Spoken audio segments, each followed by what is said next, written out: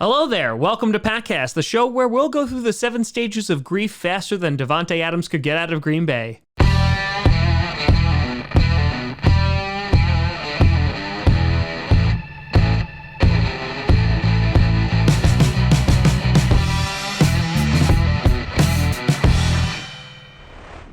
Grossi Posse Packer Nation. Welcome to another episode of Packcast, the podcast where you don't have to be a Packers fan, but it sure does help. I'm your host, Tom Payne Grossi, and today, after a lengthy stream, a reaction video, I figured it was apropos to do a video breaking down the trade of Davante Adams to the Vegas Raiders and really just asking, what's next? Before we get to that, I want to do a big shout and thank you to some brand new Patreon and YouTube members. First, on the Patreon side of things, we have Utah Beach. I feel like that's something I shouldn't be saying. A big shout and thank you to you. And over on the YouTube side of things, we have Draco, we have James Butler, we have Normal Man, and we have Mike Lowe. A big shout and thank you to you all. So, here's the thing. I did clickbait sports, and I needed to buy dog food. So I drove to the pet store. The one thing on my mind was I really hope Deshaun Watson news doesn't break while I'm at the pet store. It didn't. Drive back from the pet store, feed the pups, all is well. And then I look at the dishes in the sink and I'm like, you know what? I should do those dishes. Wash the dishes. Go back to my phone and I see that Davante Adams has been traded to the Vegas Raiders. And the amount of expletives that came out of my mouth worried and startled my dog so badly that she came down multiple times to check on me going, hey, Chad, what's going on? And I'll tell you what's going on. Yep, Davante Adams being traded after we just franchise tagged him a couple weeks ago, getting the number 22 and the number 53 overall pick in the 2022 NFL draft from the Raiders. Yeah, this is painful. And it's been a couple hours now, and I've been able to settle on it a bit and kind of cope my way through it, or copium as the kids call it. And it still hurts because we brought Aaron Rodgers back. It seemed like we pried the window open just a bit longer. We brought guys like Devondre Campbell back, extended Preston Smith, and we thought we were all engines a go. And I was of the thought, hey, well, he's not going to play on the franchise tag, but that's fine. We have 4 months to come up with an extension, and it just came down to the fact that Davante Adams did not want to play with the Green Bay Packers anymore. Last August, Davante Adams came out of the press conference and said, I want to be the highest paid wide receiver in the league, which again, I've said this now since last August, he deserves to be. In my opinion, he's a first ballot Hall of Famer. Mark Murphy, he said the same thing, saying, Hall of Famers, they get 3 contracts. And I thought Davante Adams was on his way to getting his 3rd contract, and I was so wrong. Instead, he took a contract with the Raiders for $141.25 million over the next 5 years, $28.25 million per year, and that makes him the highest paid wide receiver in history. It then later came out that the Green Bay Packers offered the same amount, and he said, no thanks, I want to go play with my boy Derek Carr.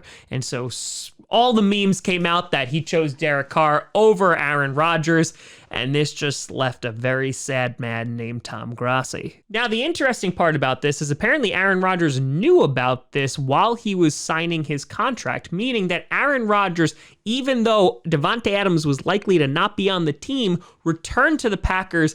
And I see that as an ultimate positive because, 1, he still really wants to play football. 2, kudos to Goody for being able to mend that relationship between Rodgers and the organization. And 3, more importantly, Aaron Rodgers still thinks that the Packers can win. If you look at last season, why the Packers lost in the playoffs, it wasn't because of their defense. Their defense was great, and the only person they lost was Zadarius Smith, who didn't basically play all season. And so you look at the offense and you go, okay, well, that was the problem. Does Davante Adams leaving the Packers help the offense? Absolutely not. As I just said, you lost a Hall of Famer. We have no more Equanimeous St. Brown. He just signed with the Bears. Who knows what's going to happen with MVS? But basically, our wide receivers right now are Allen Lazard, Randall Cobb, and of course, Amari Rodgers. which is not a great lineup. And I know that a lot of people are freaking out about the Packers and their wide receiver core, but I think it's important to kind of keep some perspective here. One, their offensive line with David Bakhtiari, Elton Jenkins returning, that should be good. Josh Myers will be healthy for this next season. Those are all good things. We still have a very great running back tandem in Aaron Jones and A.J. Dillon.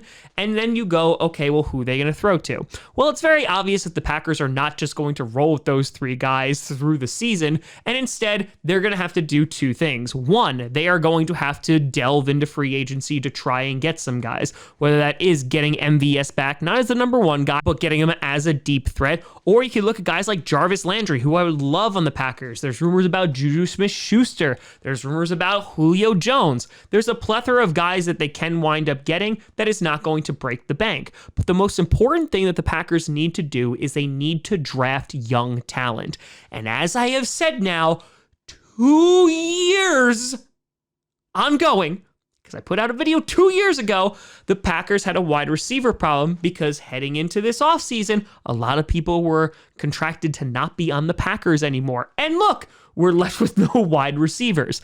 Now, the Packers have 2 first-round and 2 second-round picks, which is phenomenal. And I was of the mindset, we need to get a defensive lineman to line up with Kenny Clark, and I still believe that. However, the Packers are likely going to use more than one pick on a wide receiver in this draft, whether it's going to be the first round, potentially, or the second round. And I know lots of people are going to be clamoring for the Packers to trade up and potentially get a elite wide receiver, which, hey, maybe they'll do. I don't think that's really their style. But if the Packers can walk away with a couple of wide receivers in these premium picks, that would be a home run because then they could hopefully develop them into good players. We have guys like Amari Rodgers who really didn't emerge that well. However, Randall Cobb took a lot of his reps, and on top of that, they threw him back for returning duties, which was obviously not his thing. So yes, Davante Adams leaving the Green Bay Packers is not a great thing for their offense. It does not make the offense better. They're going to struggle. And I know people are going to be like, well, under Matt LaFleur, they're undefeated without Davante Adams. They're 7-0, which is true. But if you look back at the Cardinals game, for example, Aaron Rodgers had one of his worst statistical games that season. So it doesn't necessarily mean that they're going to be better with Davante Adams. Now, is there a point to be made that he won't be able to force the ball to one receiver? Absolutely. You saw that in the 49ers game in the divisional round. And I think that's an overall positive. The point is that the offense is going to look very different without Davante Adams. And the fact is now he's going to have to spread the ball around to guys like Allen Lazard, Randall Cobb, and whoever we wind up bringing in, whether it's through free agency or the draft. And trying to find some of the positives here is that this frees up some cap space. So we're able to bring back guys potentially like Rasul Douglas, who, according to ESPN, that is basically a done deal. And we're able to go after some wide receivers. Again, we're not going to be able to break the bank with anybody, but these are all possibilities now. And again, just to keep some perspective, if Davante Adams was never going to play on the Packers this year, because he flat out said that he would not play on the franchise tag, it's kind of better that we know now, because if July 15th came and went and the Packers were just hit with a $20 million cap hit and Davante Adams was sitting out, that's no good. Now, should the Packers have gotten more? Sure. But at the same time, there was no contract that was there. The Raiders just paid a crap ton of money for a Hall of Famer, again, in my opinion, wide receiver, which they desperately needed, and they gave up a first and a second for that. Again, if there was a contract in place, could we have gotten more? Absolutely. But the fact that you had a guy, Davante Adams, who didn't want to be on the team anymore, it's not the worst return you could possibly think of. I mean, I can think of worse. Look at Amari Cooper, who was basically for a 5th and an exchange of 6th round picks. So in summary, I think the important thing to recognize is that the Green Bay Packers, the way they are right now, what this roster is not going to be the same after the draft. There's a lot of time to go between now and the draft, and then ongoing. The Packers are going to bring in other wide receivers, whether it's going to be an MVS, a Jarvis Landry, a Julio Jones, draft some guys, Tom Grossi, this is my chance. And I think that's what's important to remember, because the Packers, while this is not ideal, they're going to deal with it. And I do feel pretty confident in the fact that Aaron Rodgers knew this and still was willing to return to the Green Bay Packers. We have seen many seasons with Aaron Rodgers having a lack of weapons or this, that, and the other thing, or no defense. He has a defense now. Now there is a lack of weapons for him to throw to, but he does have a great run game. If they're able to get some weapons, I think the Packers are going to be just fine. And listen, if you're looking at this going, I don't know how we're going to get the number 1 seed. We got the number 1 seed the past 2 years, and it didn't amount to diddly squat. So at the end of the day, if the Packers can use this and potentially get to the dance and draft young talent that they can develop so they don't have this wide receiver problem in the future, I mean, as I've said now, you just got to make it to the dance and anything can happen. Overall, it's very sad to see Davante Adams go. He was an amazing person/player for the Green Bay Packers. I wish him truly nothing but the best. He deserves to get paid all that money, and I hope he does well with the Raiders, because while I am a Packers fan and always will be a Packers fan, as Aaron Rodgers said, it's about the players and it's about the people. And I hope Davante Adams does well, and if the Packers ever play them, I hope the Packers destroy them just because I'm a Packers fan. But let me know what you think down in the comments below. You can always send me at TomGrossiComedy.com or at TomGrossiComedy, all social media, see down below. Check out podcasts on SoundCloud, iTunes, Google Play Music, Spotify, and of course YouTube. And a big shout and thank you to all the patrons over patreon.com/TomGrossiComedy and the YouTube members. But thank you so much for watching. I'm Tom Grossi. And as always, go Pack Go.